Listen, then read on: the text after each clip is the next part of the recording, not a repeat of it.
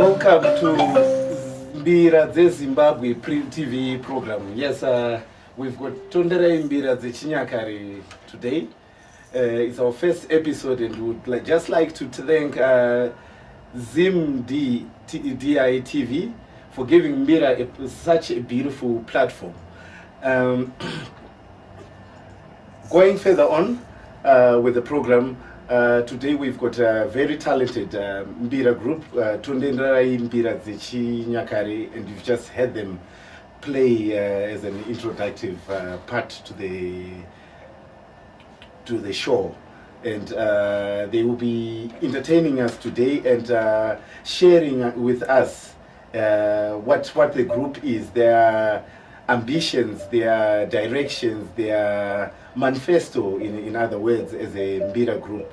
And as of now, I would want to pass on the baton to Moyo and Mbuyachikona Mombe.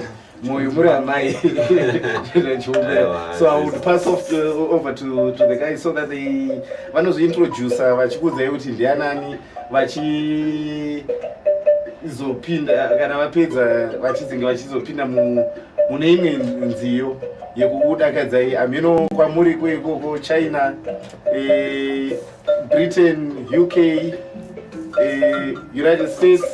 This is the Zimbabwean authentic Mbira being given to you by Zimbabweans. Topai Moyo kuti mutange kuintroduce band. Chokutanga tinokwasisa mose vakaringa pane dzinonguva.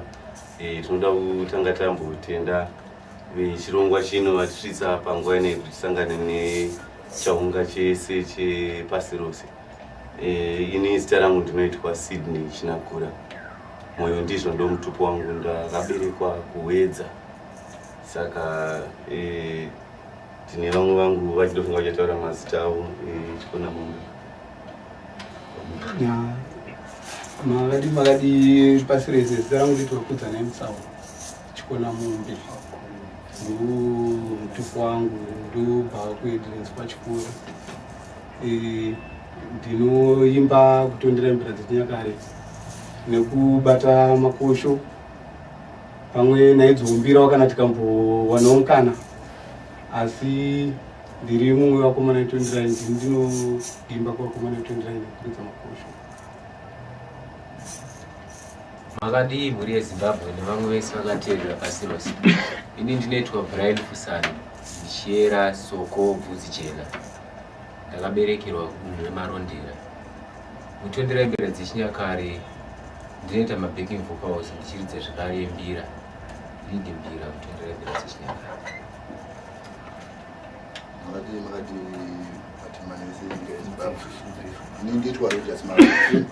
Ndinobva kwaJindura, kwaMusiwa ndiko ndinobva. Ndakaberekerwa kwaSeke, uya munzi Machabwiseka. Kutondera ndinoridza base. Ati ndikuonesa chaizvo. Kukwasei isa vakati rwadzima. Ndinoitwa Herbert Purumeo, ndimuyera soko mureva, ndinobva nepaMozambique. Asi ndakaberekerwa chemuZimbabwe chisanganawo nempanguva imwe ndokutaurawo nemutiri pamhiri.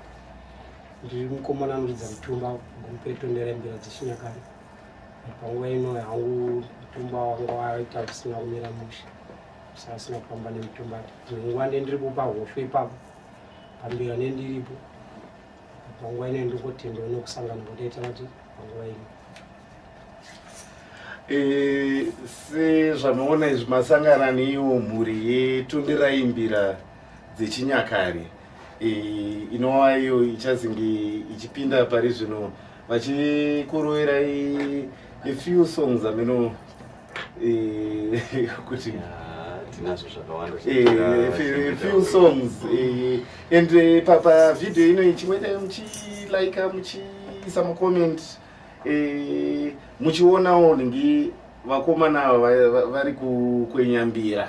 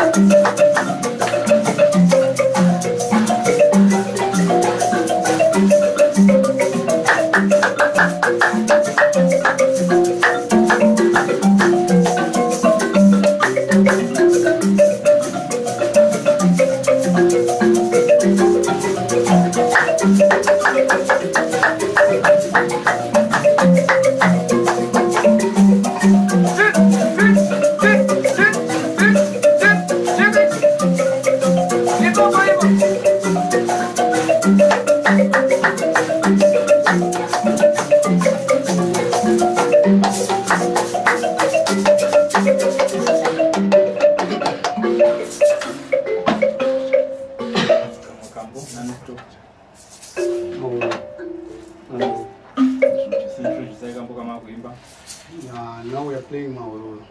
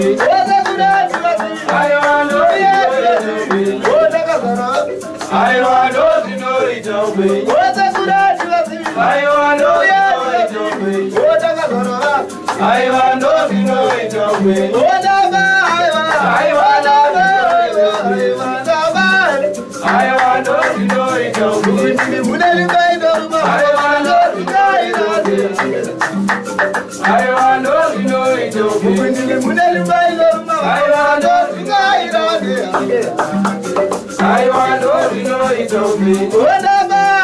I want to know I want to know it of me.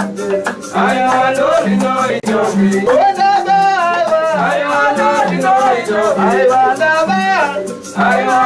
know it of me.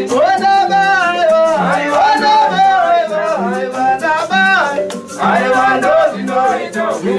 want to know it of me. I want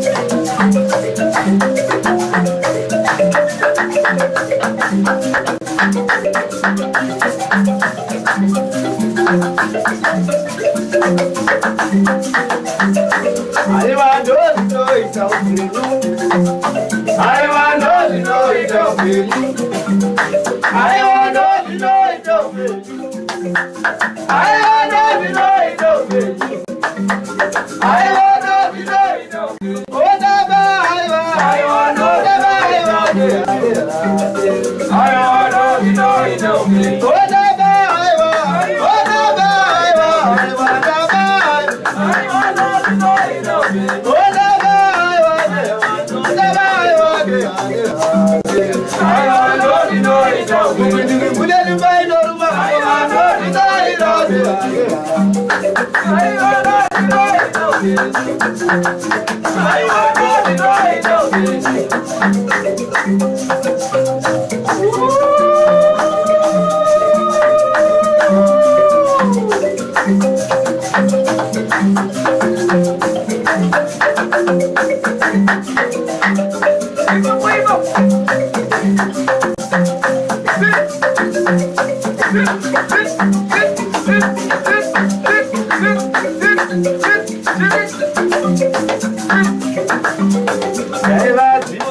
Kamira, Moya Una, Tirana Diene Guri, Gurinea, Eva Tiva Kamira, Moya Una, Tirana Diene Guri, Gurinea, Eva Tiva Kamira, Moya Una, Tirana Diene Guri, Gurinea, Mona Moya Una, Tirana Diene Guri, Gurinea, Mona Amadina Sairami, Moya Uma, Tirana Diene Guri, Gurinea, Eva Tiva Kamira, Moya Uma, Tirana Diene Guri, Gurinea, Diene Guri, Moya Uma, Tirana Diene Guri, Gurinea, Beta Beta Kamira, Moya Uma, Tirana Diene Guri, Gurinea, Beta Beta Kamira, Moya Uma, Tirana Diene Guri, Gurinea, Eva Tiva Kamira, Moya Uma, Tirana Diene Guri, Gurinea, Eva Tiva Kamira, Moya Uma, Tirana Diene Guri, Gurinea, Mona Kama Vanira, Moya Uma, Tirana Diene Guri, Gurinea, Mona Kama Vanira, Moya Uma, Tirana Diene Guri, Gurinea, Mona Kama Vanira, Moya Uma, Tirana Diene Guri, Gurinea, Eva Tiva Kamira, Moya Uma, Tirana Diene Guri, Gurinea, Eva Tiva Kamira, Moya Uma, Tirana Diene Guri, Gurinea, Moya Uma, Tirana Diene Guri, Gurinea,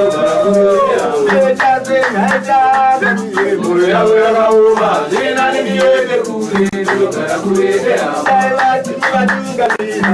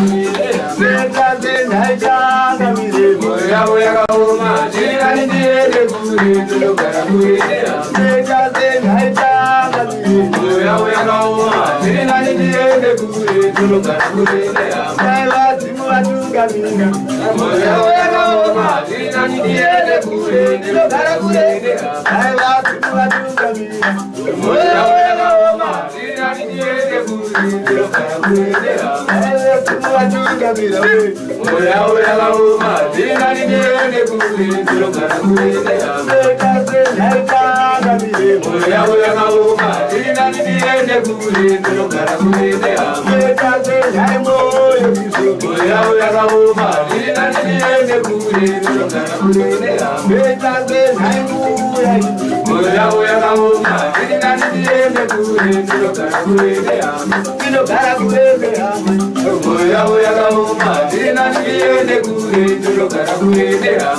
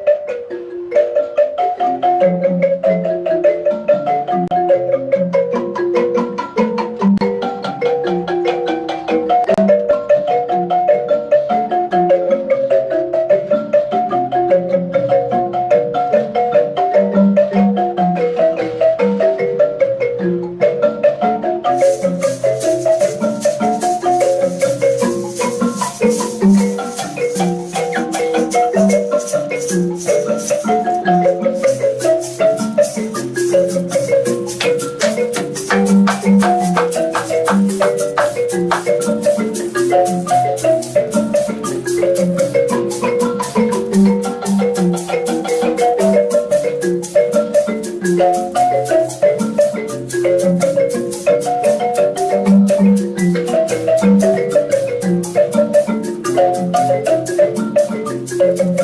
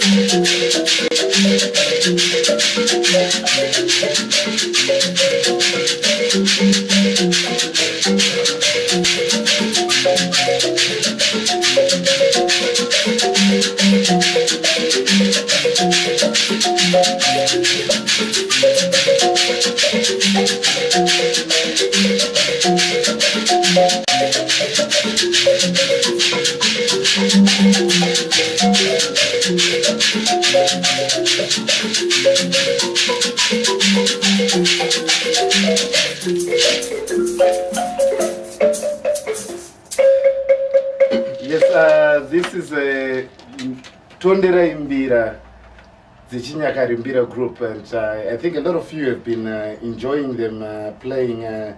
We've got Gertrude Chikwara, she just said Leon. I don't know if there's Leon in the band. But yeah, and Luiz Ganabel, thank you. All the love from Brazil. Baba Munya, thank you for watching. There's Sharon Chipo who's saying, but I think Zuriza after a break. At the moment we are about to take a short break. Please don't go away. Ranzina Ben Mofu Madzura Mbira Idzo chaidzo isu mazimba tini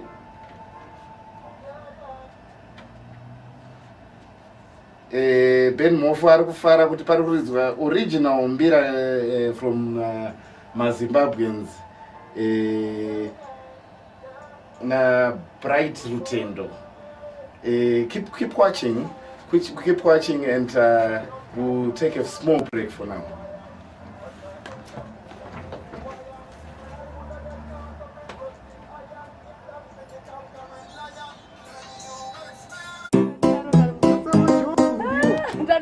One time.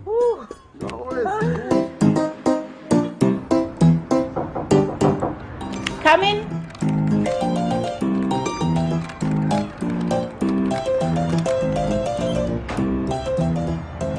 Hello.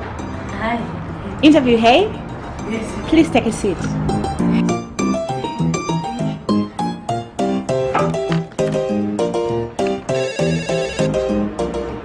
Hello? Hello, sir. The person is here. Okay, just bring her in. Okay, sir.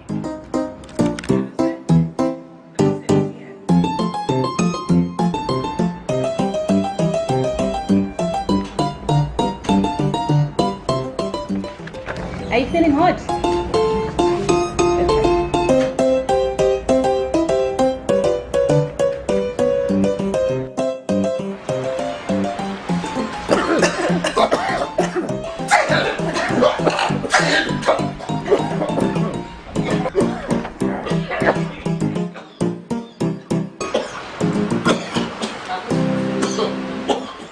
For gorgeous, elegant, and astounding look, modern women now use Pretty Women Cosmetics. Visit us at the following Pretty Women Cosmetic outlets: Corner Angwa Street and Speak Avenue, Corner Nelson Mandela and Park Street, and at Corner Muyanehanda and Speak Avenue in Harare. Pretty Women Cosmetics, where beauty begins. What does it mean to be Zimbabwean? To be Zimbabwean is to carry the mark of leadership. And leadership begins when you embrace your purpose and take responsibility. These times we're living in are evidence that each one of us was born in this generation for a great purpose. A purpose to shape Zimbabwe's future, a responsibility to carry the promise and live in the Zimbabwe we want. Zimbabwe is waiting for a generation of people who understand the meaning of standing up. You are the stepping stone, the one with the flame of inspiration, the one with the passion, the one who has what it takes to move Zimbabwe forward. It's time to stand up and do what is right. It's time to rise and do your part. It's beyond a privilege. It's an inheritance, a pledge that everyone has to make. So rise, Zimbabwe. Simuka, Zimbabwe. Pakama, Zimbabwe. It's time to pledge, register, and go. Imwane muharare ndapota pay your council bills kuti musazovizitirwe ngema-debt collectors edu kana messenger of court.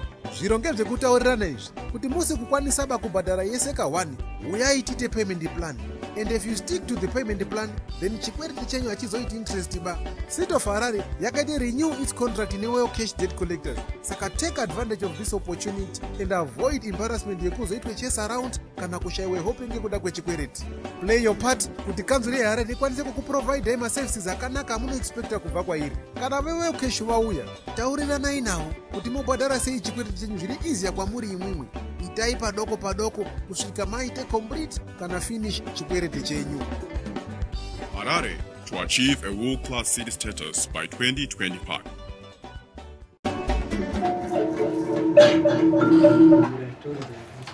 All right, welcome back kuchirongwa chedu mbira dzemuZimbabwe.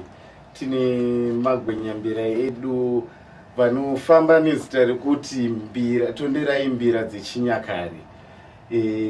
Ndofunga tichaenderera mberi nechirongwa tichingotarisa zvimwe zvachibuda mumacomments hanzi naZororai Howe original.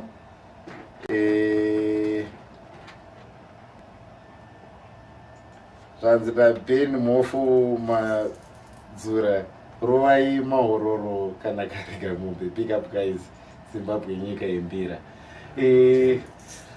Tisati taenda next segment, like patachiteerera mhanzi yenyu pane ma-compositions are different, and like if there can be a brief statement on how you compose and make songs.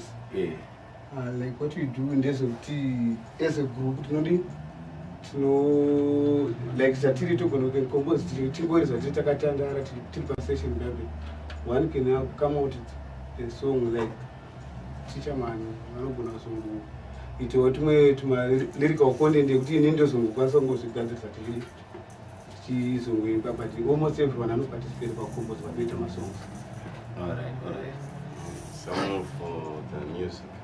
As we move around in Mabira, Shiriza, we come across zvakasiyana siyana zvekuti zvatinoona imomo nezvimwe zvatinodzidza are some of the things that we arrange as songs.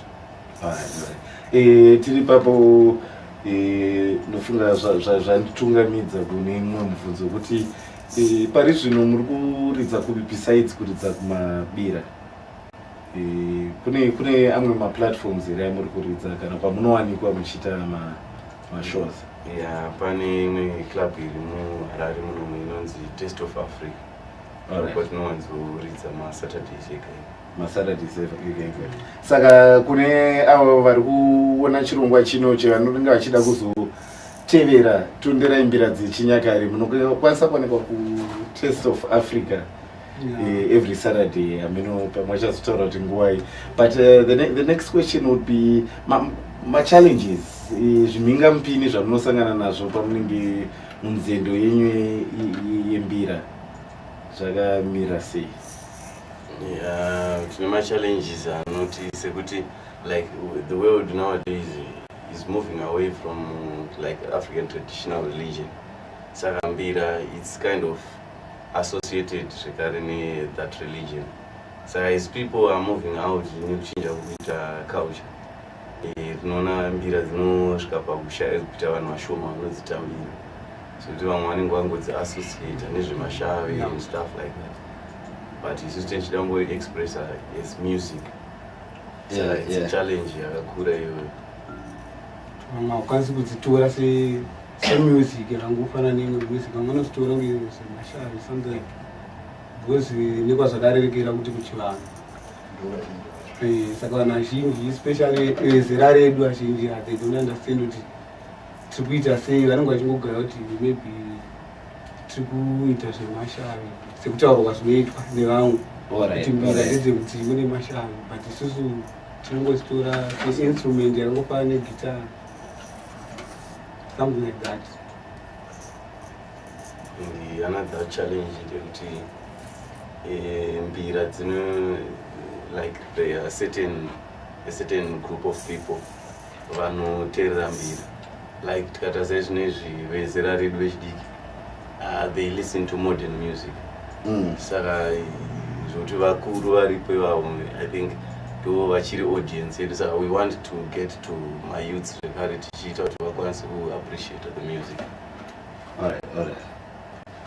And the other challenge iripo ndekuti ma-promoters like yes baba ma-promoter vari kupromota, they are going to zimudhanzo zvekuti mambira festivals pagore unogona kuwana kana 1 kana kutoshaya, so it's like ndemwe challenge yatinofese kuti platform yekuti tinyatsoridza chaicho mukana kuti tinyatsoridza mbira dzinofanira kunge dzichiitwa sezvinoitwa kana kuti magitari nechi hatina hatitomborina mukana, because ma-promoters maybe zimudhanzo ndofunga ndo yadominate at this time, ndo kwavanonyanyorerekera zvokuti kana even panoitwa magala pepa timboni tichinvaitwawo kubvira kuti gurupu rembira kadai so akashoma. Alright.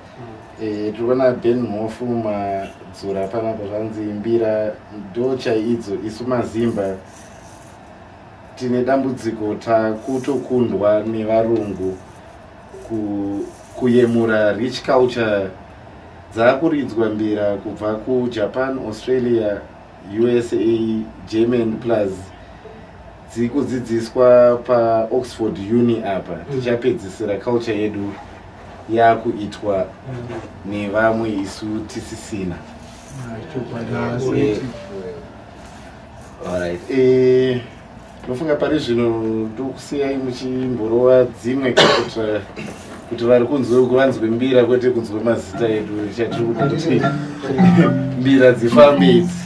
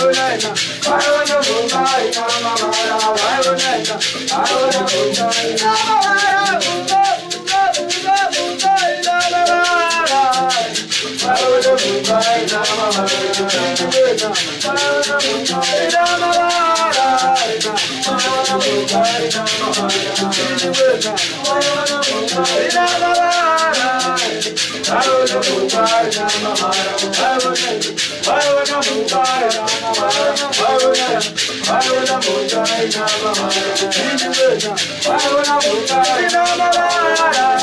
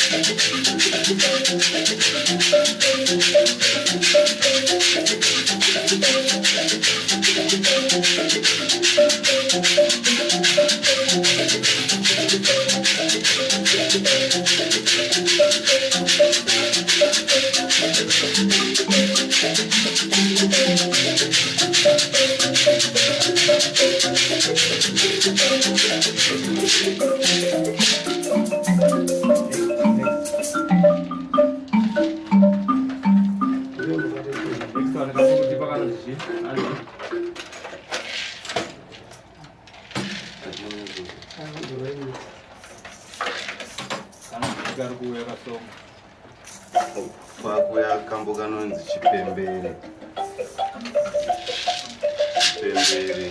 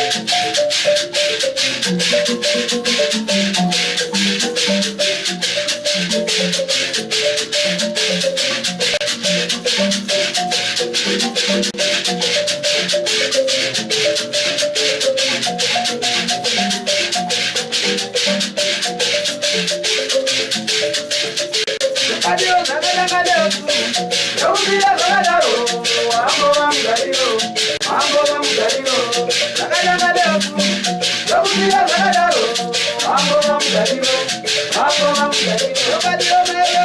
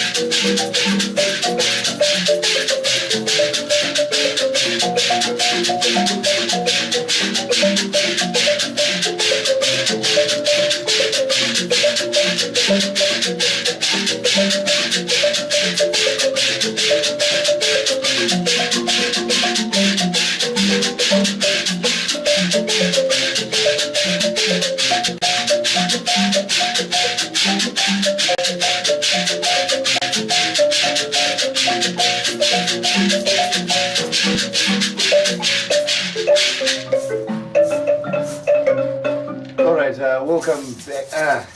I know you're already there. Ndinana mbutiza nchitamba nanjidzana mbira pasera apo. Totenda kwazvo nekukonya pama mchita varume. Hey. Anani nguva sana natosonzwa mbira. Makona umbu ataisi kwanisa kuteerera mbira. Zimbabwe anenge akaita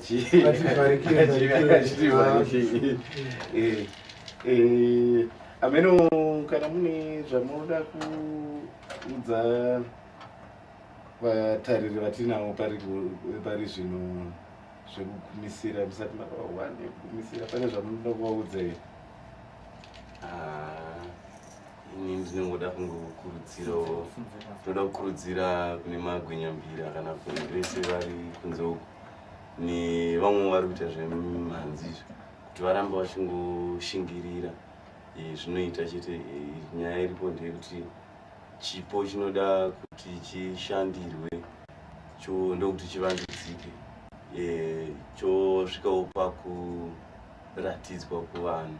Saka ndinoda kuti vanhu vangoshandawo nesimba kufunga nekutenda zvekare vabika chirongwa chinechi nekuti semamhanzi yembira kana kumanhepenyuro epamaredhiyo kana pamatelevisions ishoma airplay yatiri kuwana. Saka ipapa vanhu tofara kuti ndofunga kukurudziridzwa kwatiri kuita. Totenda kwazvo. Inangu ndaingokumbira kuti kune ruzhinji rweZimbabwe kunyanya maZimbabwe dai tasimudzirana pachivanhu chedu. Tasimudzirawo musambo wedu watinoro wechinyakare. Tinoona vanhu vazhinji vari kuita zvekusimudzira. Tichitenda kune vanhu vakaita semi nekusimudzira kwamuri kuita. Ndimi vamwe vacho vari kusimudzira saka kwamuri tinokutendai. Kune vari kudawo nevasarira tongoti ngatingusimudzira chinyakare chedu kwese kwatiri. Tingofila proud ndezvatiri kuita vanhu ndozvinoratidza kuti tiri maZimbabwe. Ndozvandingokumbira chete nekutenda rutsigiro kune vanotitsigirawo neavo vanoda kutitsigira. Sandizere imwe ndizvo.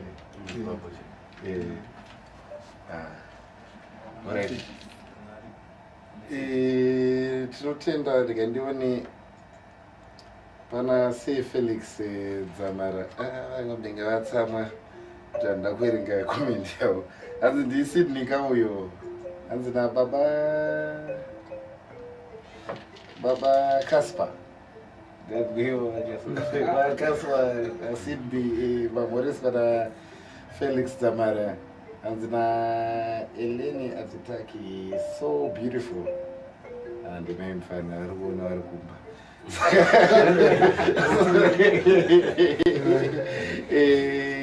tichienda mberi Anna Juliet Manambara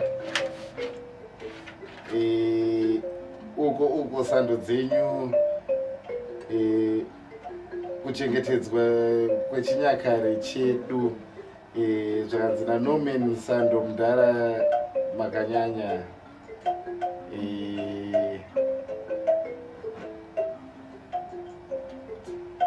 kanzi naSteve Kosand. What a great surprise. I just stumbled into this. Thank you, Steve. I hope some of the the episodes we can translate them into English so that you could hear. But thank you for the support. But the music, I think, does not need any translation. You didn't interrupt interpretation. Nofuka as of izvozvi zvakanzi Hongwe Zomba vana vedare Magwenyambira arikuratidza kufara Joshua Nambira. Thank you all for watching. Then thank you guys for the likes that you've been putting, the likes, my hearts, my face, pane like atokandwa izvozvo. Tungotenda nekutsigira kwamuri kuita because kwedu panapa tungovimba kuti muriko tichiita zvatiri kuita. And please like Mbira Evolution Facebook page to see my programs I'm attending Chita. Then also like ZimDI TV on Facebook and follow it on all social media platforms so that you can see either Mbira Zinodzi and other issues that happen on this TV channel. Then also imimune Facebook page here. As a group, but vanokwanisa kuwana pa WhatsApp pa number dzako kasini. Ndovimba kuti Nkoma Sylvester vachiisa number pa screen. Muona number dzeTondera Mbira group and munokwanisa kubata pa WhatsApp for any function yamune muchida from corporate functions, mapira nema shows. They're there for you, my parties, anything. Ndisikade kupedza nguva yenyu neyaMukoma Sylvester. Rekandisire vakomana vange vachita vachikwenyera then tichizosangana next Monday. Tingati chii? Next Monday. Then vadoda kunge vari pa platform you could also WhatsApp me or call me pa 0772 529 205. And I believe Mukoma Sly has put it pa screen somewhere. You could always use that number, contact me, WhatsApp me, call me, and you can be part of this program. Parizino, rekandisire Magwenyambira aya dari rawo.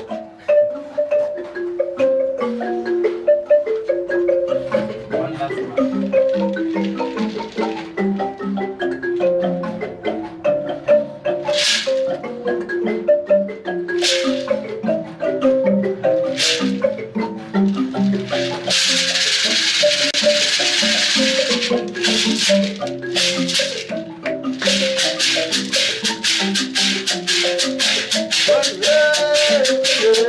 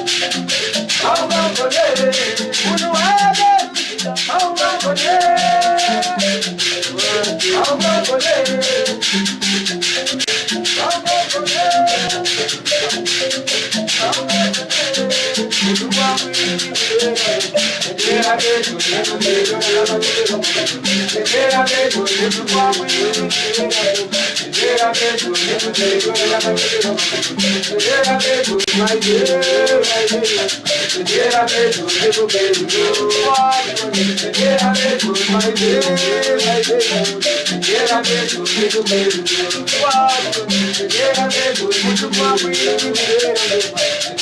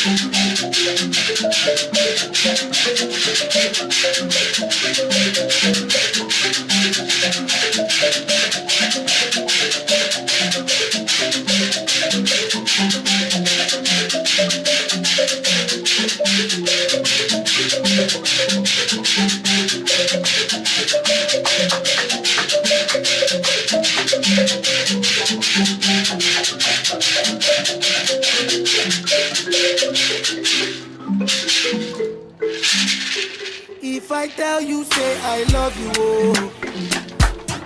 My money, my body, now your own, oh baby. 30 billion for the account, yo. Yeah. Inzwaka. Pane beef nyama yatakatenga nezuro. Yeah, nyama yo yese ngairaswe yagarisi. Yeah, 350 kg ze beef ngadziraswe dzagarisi. For your love tutu. Hanzi? Aiwa kandakati vana ngavarege kutambira golf payard vanopwanya mawindo. At least dai mama wagadzirirawo kana meatballs kana varikuda kutamba golf. Ani? Itai vazouya next week. Because ndiri kuenda kufransika kunogerwa ndebvu. Imba yatakapedzisira kuvaka mabedrooms mangani zviya? 14. Mudenga mangani? 6. There's nothing above you. There's nothing above you, above you, above you. Bridget, you. I like your mini skirt, you. Okay, you carry fancy, you. If I tell you, say I love you, oh. My money, my body, now your... Chimwe chikomba fame wardrobe. Oh. 30 billion for... Misikanzwa ipiko. Mwanangu, Swissbeck Furniture ndiko kunotengwa furniture nevanhu vanoda zvinhu fanika sesu so. Swissbeck Furnitures for quality imported wardrobes, chest of drawers and TV stands from Brazil. Hurry now at number 35 Corner Angwa Street and Speak Avenue and shop K13 Gulf Complex, Harare. Swissbeck Furnitures, ndevanu vanoda zvinhu. If I tell you, say I love you, oh, my money. Vote. What does it mean to be Zimbabwean? To be Zimbabwean is to carry the mark of leadership. And leadership begins when you embrace your purpose and take responsibility. These times we're living in are evidence that each one of us was born in this generation for a great purpose. A purpose to shape Zimbabwe's future, a responsibility to carry the promise and live in the Zimbabwe we want. Zimbabwe is waiting for a generation of people who understand the meaning of standing up. You are the stepping stone, the one with the flame of inspiration, the one with the passion, the one who has what it takes to move Zimbabwe forward. It's time to stand up and do what is right. It's time to rise and do your part. It's beyond a privilege. It's an inheritance, a pledge that everyone has to make. So rise, Zimbabwe. Simuka, Zimbabwe. Pakama, Zimbabwe. It's time to pledge, register, and go vote.